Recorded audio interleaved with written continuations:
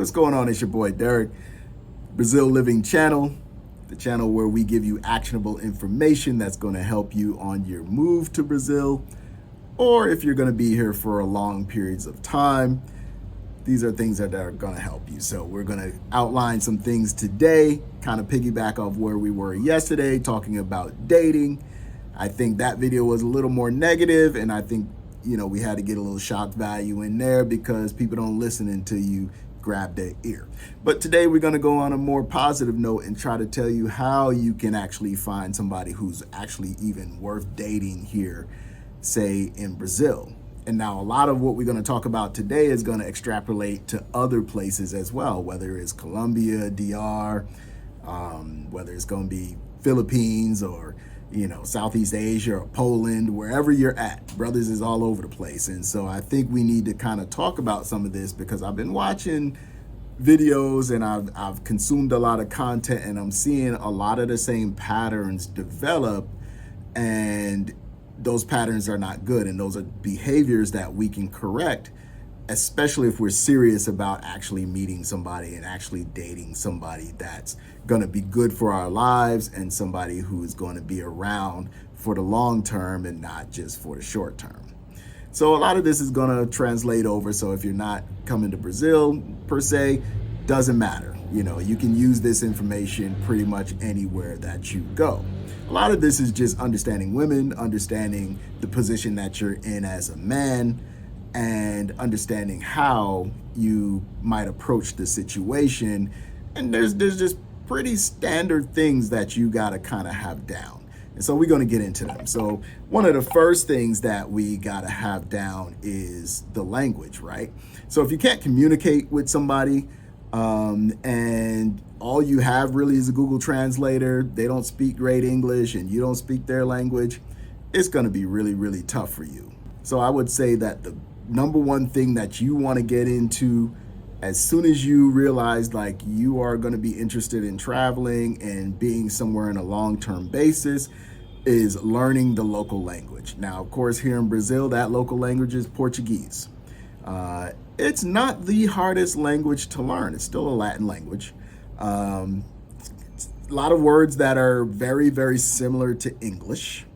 And so once you have the language, you're going to be able to communicate, though. And not just for day-to-day stuff, but you'll be able to communicate with women and the women that you're dealing with. It's not going to be an easy journey to learn it, but you can do it.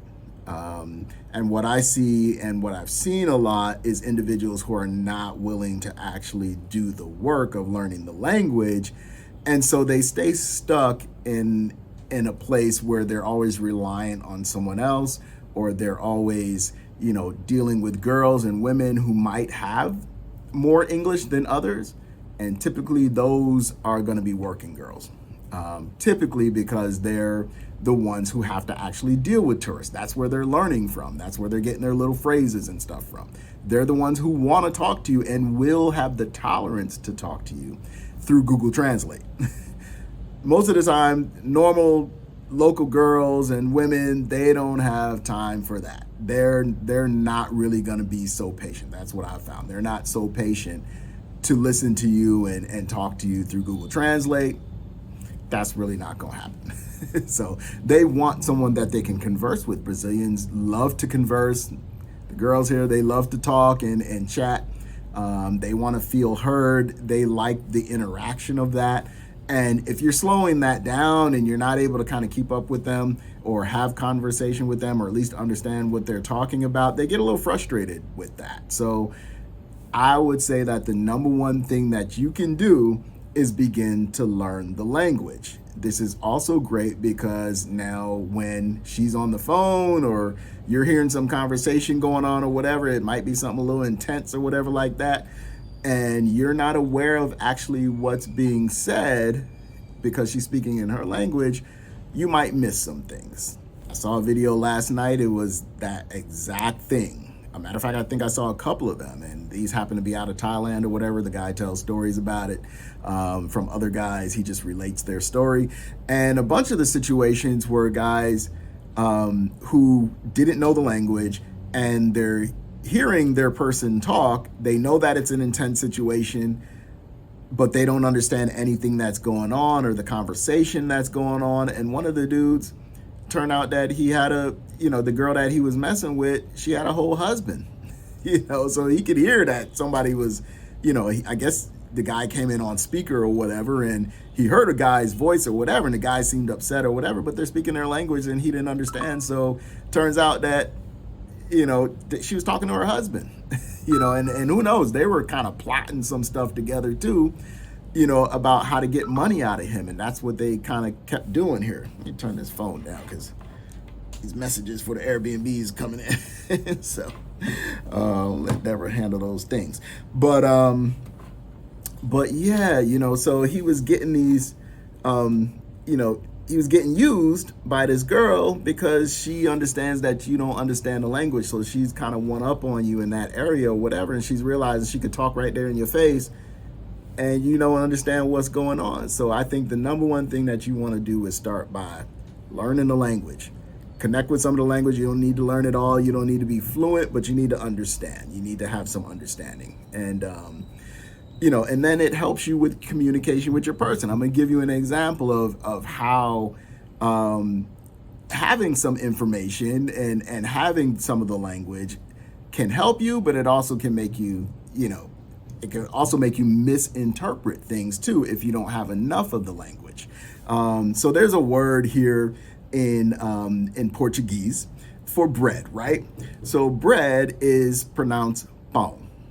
Right? There's a little bit of a deepness to it when you say it. You kind of draw it down a little bit. Pão. And hopefully my pronunciation is good. There's pão and there's pau. So it doesn't sound all that different, right? But the one with the little deepness in it means bread. The other one is a slang word for the male anatomy.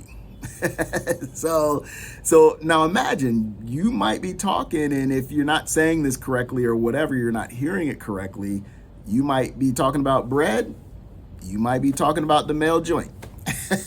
So, and so my girl kept saying this combination of words. She was saying this phrase. She's saying something is pau duro, right? So duro is something that's hard, right?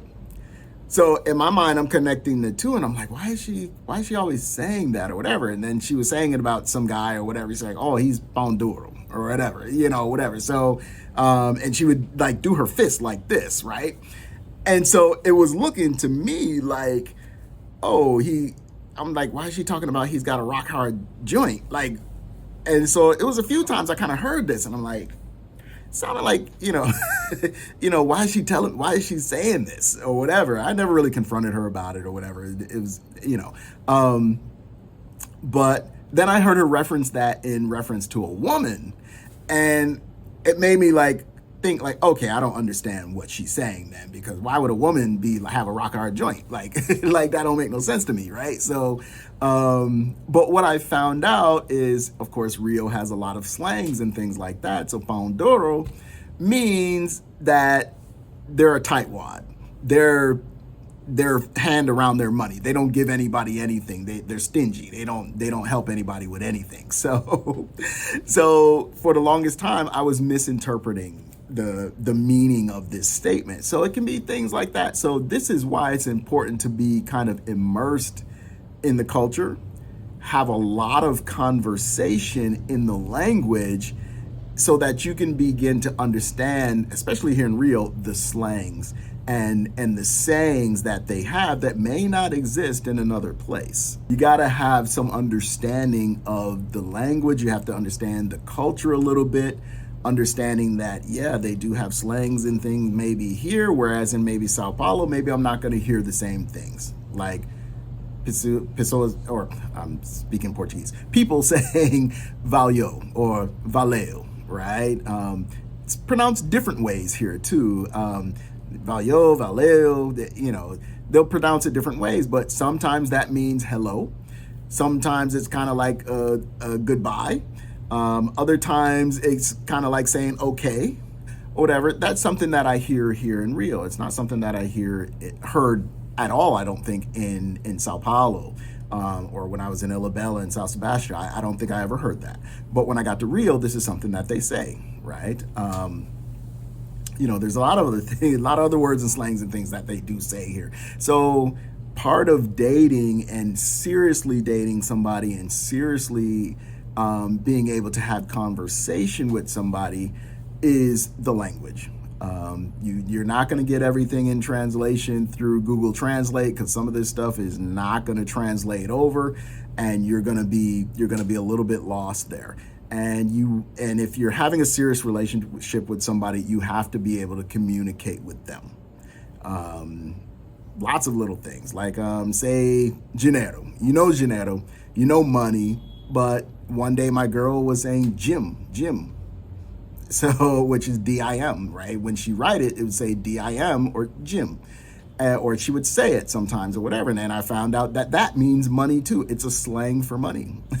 So, there's just little things like that you'll pick up on, and it allows you to become a little bit more fluid and fluent in the language. And I think that's important for any type of relationship that you're going to be beginning. So this is why I'm saying this video is probably not for the short timers, because the short timers don't have really an interest in actually learning the language. If you come here and you're looking for women or whatever for a short time basis or whatever, typically you're going to be able to deal with them through Google Translate. If she's been out there a long time, she knows English and she understands some English or whatever, she's going to talk to you in English, and then you're gonna, move on your way. 2 weeks, you're gone, right? But for those of us that are staying for long term and are actually looking for relationships, you're gonna have to have the language. You're gonna have to be able to communicate and speak to know what you're getting into and what her mindset is. The next thing is community. I think it's really, really important to be involved in the actual community. So this is something that I kind of mentioned in the last video. I don't see a lot of guys doing any videos or things like that in the community, or about things that they've done in the community. A lot of times it's really centered on the woman, right? Or they're on the beach, or they're at a restaurant or at a kiosk or whatever. They kind of hole up somewhere where they can make a video or whatever. But even in the conversation, they're not really talking about events that they've gone to in the community, things that they've done within the community. They're not talking about those things. And so that tells me that they're not really involved in the community. They don't know what's going on. They might know a few people here and there, but they're not really involved in the community enough to know people in order to meet a woman or a girl who's going to be a great fit for them. And I think especially here in Brazil, I see a lot of familial connection here. And every once in a while you might be taken to someone's house and meet their family and all that kind of stuff or whatever. That can happen. But you want at least that familial connection. And you want to kind of be able to see what her family's like, how they live, maybe go to their house or whatever, see how they're living, see what her father is doing. Is he working? Does the mother work? What are her sisters and brothers doing? How involved are they? There could be lots of variables there and what happens and where she's coming from, so that you understand a little bit of her family background, right? You're going to need to know that information. So if you're seriously talking about dating someone or whatever, these are things that you kind of want to know about. You're going to find out about her kids. How many kids does she actually really have? I mean, I dated a girl and I started online dating basically from Orlando. And then I eventually came down and hung out with her and her family and all that stuff. My first trip down. And she told me that she had 3 kids. And, eventually I found out she actually has 4. So, and I don't know if I found that out. I think I found that out once I got here. There was an older son that didn't really live with her per se. I think he lived with her mother or something like that. But she had 4 kids. She didn't have 3 kids. So you may not always get the truth right away, but if you're in the community, you're around or whatever, you're going to start to find out these things, right? I've had people tell me, oh, that's my brother, and it was their ex-husband, or whatever. So, you don't know. There are people that will call you Chio, or her kids, if she's got kids or whatever, might call you Chio or whatever, which is uncle. But you're not the uncle, you're the boyfriend. So, you have to kind of be in the community just to kind of actually put eyes on things that you can't get from conversation with her. I saw a couple videos last night too, where it happened to these guys in Thailand too, where the one chick told the guy that she had a child. Turns out she had more than one child or whatever. So she didn't talk about the other couple of children that she had or whatever. So he's talking about marrying her and all this kind of stuff. And he's palling around with her and stuff. And she's being shady and throwing up all types of red flags or whatever. He's not paying attention or whatever. And then he's already talking about marrying her. And he doesn't even know how many kids she really has. So eventually he went there or whatever, went to her family's house or whatever. And that's kind of when he found out, oh, shoot, there's more kids. That's something you need to know before you actually have a real relationship with somebody. So you got to kind of be there and spend time. With this girl that I met, online or whatever, I went down and I spent a couple of months there in Ilabella, and she lived in South Sebastian, right? So I spent a couple of months there, kind of courting her and being around her and the kids and meeting the family. I even met the ex-husband and, all the friends and the family and the brothers and everybody. I met everyone, right? And still it was not enough because she was still playing the field a little bit and I didn't know it. So if you're not spending enough time and you're trying to do this long distance, it's going to be hard. This particular girl is like, when I got there and I was actually around her and in public with her or whatever, I could see the way that she moved. And I'm like, there's a lot of dudes that know her, or feel comfortable talking with her and like, it just felt like, okay, she's definitely known in this community, right? And she was a cute girl and all that kind of stuff. And maybe that's why, maybe they kind of grew up in that same area or whatever. And a lot of guys know who she is or whatever, but it just didn't always sit right. Even when we stayed at a friend of ours, the first weekend we stayed at a friend of ours' house there on the island or whatever, we all just kind of chilled out that weekend, used the pool and all that kind of stuff. And just her interaction with this guy didn't feel comfortable. So if I was just dating her online, I wouldn't know like the backstory and the other things that were happening. I wouldn't have got to be there and actually feel what it's like to be with her. She was being a little weird sometimes or whatever. She just had some strange things going on with her or whatever. And I saw, like, I don't know, Brazilians are touchy-feely people. They can be touchy-feely or whatever like that. But I'm sitting by the pool with her and with this guy we're at his house with him and his girlfriend. They lived there, and her son, they all lived there or whatever. And like the way that he was touching her, I'm like, he's doing it right in front of me. And I'm like, okay, he's being very bold to like touch her the way he is in front of me. But it turns out that she wasn't telling them the truth either. It turns out that she was telling them that we don't have anything going on. I'm just a friend or whatever. But behind closed doors, that's not really what's going on, or that's not what she's, what's going on with me or whatever. And so, and all of that stemmed from the fact that she kind of had to hide the fact that we were kind of involved because she was actually seeing someone else who was in the States, a guy that was in the States or whatever that wasn't there, obviously. So she's doing all of this stuff and doing whatever, and he's not there. And she ended up eventually marrying that guy or whatever. But at the same time, it's like she was fooling a lot of people at the same time. She was running game on a lot of people. And I just got a sense for it while I was there or whatever. So it just, it's hard because you've kind of invested some time with this person or whatever. You're thinking like, okay, maybe there could be something there long term or whatever. She actually asked me to marry her like a day after her divorce finalized, because it finalized when I was actually there with her. And I was like, And in my mind, I was just like, don't you want to take some time? You just got out of a marriage. Do you want to take a little bit of time or whatever? I don't think you should just jump right into another marriage or whatever. And I think that turned her off or whatever. So I don't know why, but it turned her off. And then, within months of me leaving there, well, within weeks of me leaving there, she was engaged to be married to someone else, this guy in the United States who had no idea about any of this backstory and stuff that was going on. It's like, so you can't trust what they're telling you. You have to go and see, and you have to be around, and you have to be able to spend time and get a real sense and feel for how this person is. Like a lot of these stories in Thailand and stuff is these girls are like, oh, I got to go over here, or I got to go somewhere, miles and miles away, and you can't come with me. I got to go see my family. My mother's sick, or this is happening, or that's happening, and I got to go over here or whatever. And all of that is red flags.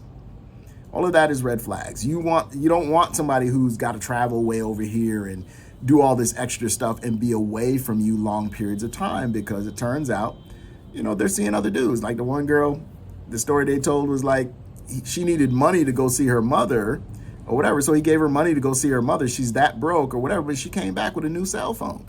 This is a red flag, man. How big a red flag do you need? Where she got a new cell phone from? Right? Come on, man. Come on. You got to understand, like, she's doing something else. She's not doing what she's telling you that she's doing. And when she's gone, she's hit or miss. You can't contact them, all this kind of stuff. When all that starts to happen, it ain't good. So you need to be around long enough to see how this person moves. And it's going to take some months and some time. So that's why I'm saying short time, you're not going to be able to do this. You're not going to be able to have a long distance relationship normally in the US and then come here and see that person for a little bit and then go back. It's typically not going to work. Not saying that it never works, because I have a friend who comes down a lot. He comes down every 6 months or so, whatever, and his girl is wonderful. As far as I know, she's wonderful. I trust her even with money. So she's great. She's proven herself to be somebody who's dedicated to him. She's a good person. She's not from Rio. She's from a different place. So she has probably a different mindset. And just the way she conducts herself, she's a trustworthy person. She's a good person. So they're out there. But the majority of the people that you're going to meet when you're here on a short time basis and you don't speak the language and you're not in the community are going to be people that are looking to get over on you and they want to get into your pocket. And another thing, just being here and hanging out with this person, you get a sense for how they view money. How do they handle money? That's going to be really important for you. So are they budget conscious? Can you say to them, hey, we have this much money to do this particular activity, and what is their reaction to that, right? Because you don't want to be here just with your hand out, giving away money, because as soon as they figure out that you give away money, the only thing they're ever going to want you to do on a daily basis is give away money. They automatically have this switch or whatever that turns on, and it's like, oh, here's a sucker. Let me see if I can get money from this person. And I noticed something here, especially in Brazil or whatever. Once you promise something, once you say you're going to do something, they treat that as a promise. You might say, even if you say you might be able to do something to help them, they take that as you told me you were going to help me. So they apply that pressure. It's something is like just a switch that goes on or whatever, and they just want to apply that pressure. Like, oh, you said you were going to help me with this, and it's like in your mind, it's like, well, there's caveats to that. I mean, I might need this to happen. I might need that to happen. And if that happens, I can help you. But now they're taking it like, oh, you lied to me. You said that you were going to, because they want the money. And so being around this person and, like I said, hanging with them a little bit and doing activities and being together, you get a sense for how they view money and how they are, and how budget conscious they are. Don't believe that because they're from a place where there's not a lot of economic activity or there's not a lot of economic affluence, that they don't understand or that they don't know what money can do. If they're in these situations, especially somebody who's dealt with tourists and things like that, they feel like the money is endless. They feel like it's just, you just have it, and so you should be able to give it to them. So they have a kind of an elementary view of money because they've never really handled money, had money to handle. But then they also have this greed factor where it's like, they want to take your money because they just want it. And they'll spend it on whatever because they know that next week there's another guy that's coming that they can spend his money too. You have to be very, very aware of their habits with money. I know my girl she loves to spend money. So, and I watched her. I sat and I watched her one night. We were gonna order, I think, sushi or something like that. And I just watched her on the phone as she's like trying to place the order. And she just goes through and whether she's gonna order it or not, she puts it in the cart. So she's just like, oh, I like this, I like this, I like this, oh, this. It's just like all these shiny little things. Anything shiny, it's like she's adding it to the cart. So, and I'm looking and I'm like, okay, we have to cut back because number one, we're not going to eat all of that, number one. And I'm not willing to spend this amount that's in this cart, And she's kind of like, oh, no, I know. It's just the way that she shops. I can't imagine her like in the US or whatever, like, just pushing a cart in, Ross or Marshalls or something like that, or some store, even a cheaper clothing store, TJ Maxx or something, outlet stores or something. She would just go through and just throw everything in. Oh, I like this, I like that. And I'll just throw everything in and not really intend to even buy all the stuff. She may only have so much money for this or whatever, but it's just she's shopping. Her shopping is different than her buying. I don't know how to even explain it. But you're going to learn stuff like that by actually being with them. Observe, watch them. How do they spend money? What are their thoughts on money? Because you might have a lot of work to do if you want to be with this woman long term. You might have a lot of work to do to get her to understand that there's a budget for things. Even food, like I notice, when my girl comes through or whatever, and maybe her friends come through or whatever, you better have a refrigerator full because they tend to cook everything in there.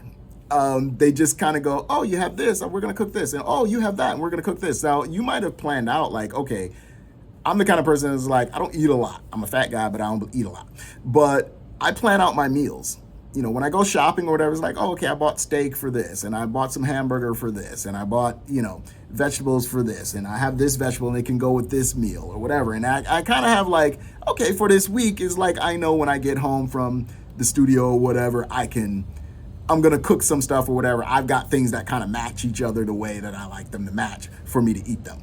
And, but if she comes through, they'll just cook all of those things without any care in the world. And it's almost like, oh, money, it doesn't matter. It's there. We can cook it. And it doesn't matter like if it messes up the budget or whatever like that, because you have more money. Yeah, there might be more money there to buy stuff, but I didn't intend to spend the money to do that. Maybe I want to invest that money, or maybe I had it slated to do something else or whatever. And now I've got to kind of go into my savings or go into my emergency fund or whatever to kind of fix the balance that's not there anymore, right? So, and you might have a lot of money. You might have a lot of money in savings or whatever when you're traveling or when you come here or whatever. Maybe you sold your house or your business or something. And the thing I see that happens with guys is like, oh, I've got it, and she wants to spend, and I need to impress her, and she needs to be happy or whatever. I don't want to cause a problem, so we'll just spend. And then she'll just spend more, and then you'll spend, and then you'll get to the point where you start to get a little bit, that little twinge that's telling you like, oh, my money's like disappearing here.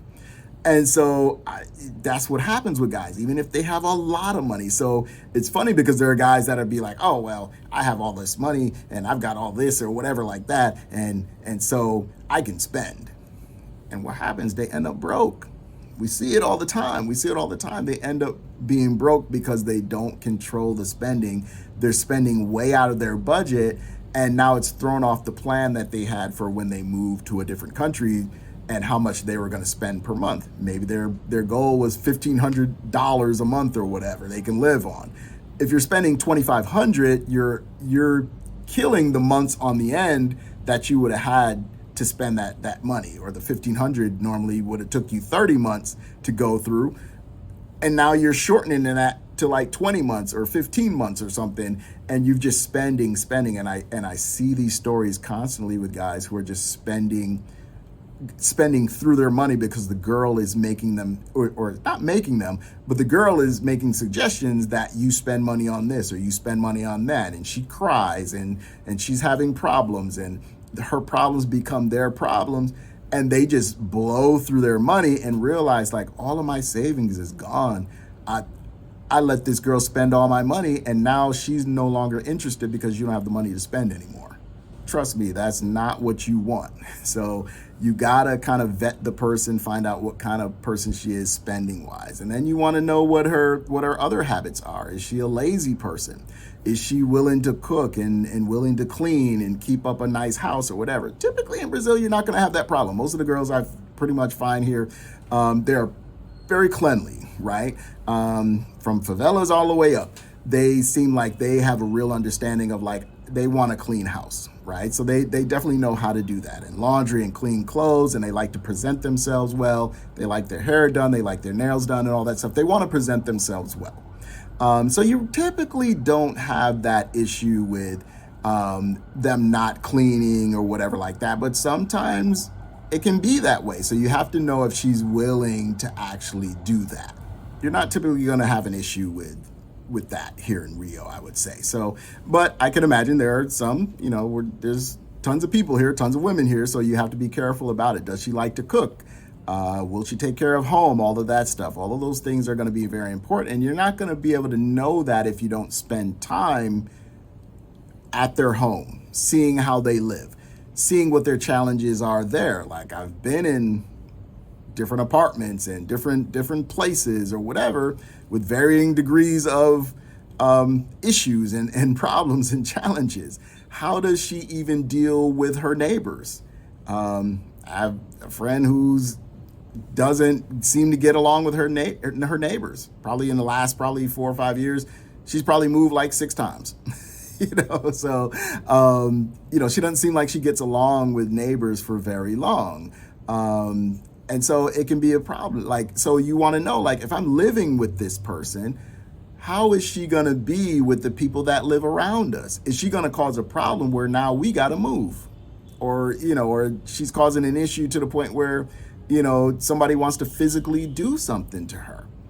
You got to understand, like, that's not a good thing. And it's like, you don't want to move that woman into your place and she's causing problems. Like, I live in a building with 7 different apartments in there or whatever. So if I move in a woman that has a problem with everybody all the time, she's going to be creating problems in my building. And I've got to live there. Like, I'm the one who's leasing and renting and paying for the apartment or whatever. All of my stuff is there. And if she's just there and causing havoc, now all of a sudden we got to move and we got to find somewhere else. And all she's going to do is create problems in another place. So those are things that you don't know if you're just a short timer, right? Those are things that you find out as you actually stick around and are around with people. Those are things that are going to be real important for you to see and to kind of vet the person that you actually want to date. Where is this girl employed? So that's another thing that you have to check out too. Here in Rio, there's not a lot of employment sometimes, or there is employment, but it doesn't pay very well. So there are a lot of working girls. So they may not appear to be a working girl. They probably won't say anything to you about money or whatever while you're hanging out with them, as long as they're getting something from you.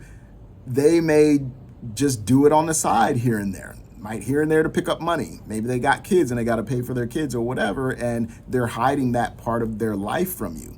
So you need to be around enough to see, what is she really getting into? Where does her money come from? Because you may not be the only one who's supplying her with money.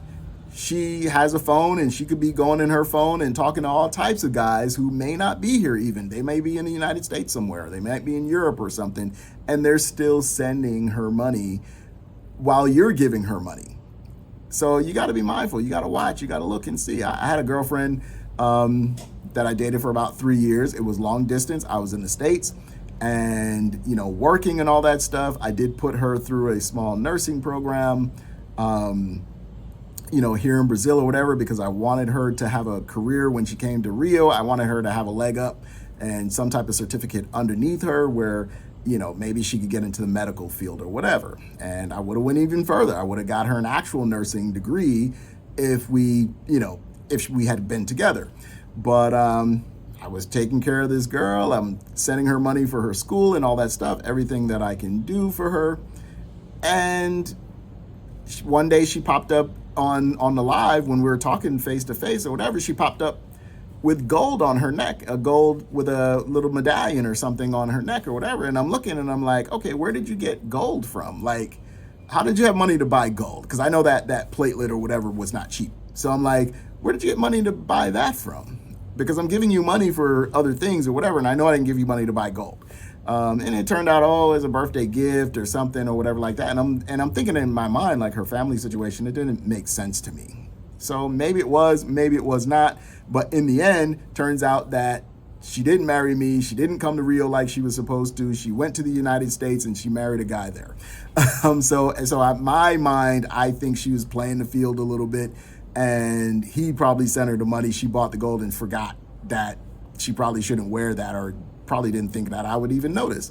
But you got to notice. You got to be around enough, and you got to see them enough to actually notice things about them. If they're complaining about money, but they always have stuff, where are they getting the money from to get this stuff, this new stuff that they've got? The new clothes, the new cell phone, the pictures. You got to be into their pictures or whatever. You see where they are and where they hang out, and are they at restaurants all the time, or are they taking pictures in front of hotels and in these streets and on these beaches and stuff like that? Those are all pretty much red flags. I'm gonna tell you right now, those are all pretty much red flags that she's not only dealing with you, and she may actually be in the street just doing her thing and getting money, and you're just one of the people that she's getting money from. So don't ignore the red flags when they come up. Be very open about asking about things. If you see something that don't look right, say something. Say something to them, because you want them to open up about what's really going on. And they may lie to you and everything else. And if they're lying to you, then is that your partner? Is that somebody that you really want to partner with if they're willing to lie to you? You might want to nip that right in the bud. I'm the kind of person, I think I learned from my divorce, to just let go. I'm the kind of person, like, once I see something, I see like this don't look right, or this ain't feeling right or whatever, I'm going to let go. I don't care. I'm not looking back. I don't care what's tied to it. I don't care how much money is involved. I don't care how much I invested. I don't care about none of that. I'm getting out of the way, because your energy is negative. And you're doing negative things to me, and you're willing to do something negative to me at this level. So why would I take it to another level and have you still be disrespectful? I'm not doing it. I don't care. There's plenty of women in the world. I don't need you. And I date pretty decent looking women. I've dated great looking women. I don't care how good looking you are. And I think a lot of them play on that, the idea. And I think a lot of expats and people that move to different countries, these dudes, I think they get enamored with the girl so much, like, oh my God, she's so beautiful that I have to just accept whatever nonsense she's willing to give me. And I'm not like that. I'm like, as soon as I see the nonsense, I'll just replace you. You're not the only chick out here. And I'll be telling them to their face. I will tell them to their face, you're not the only chick out here.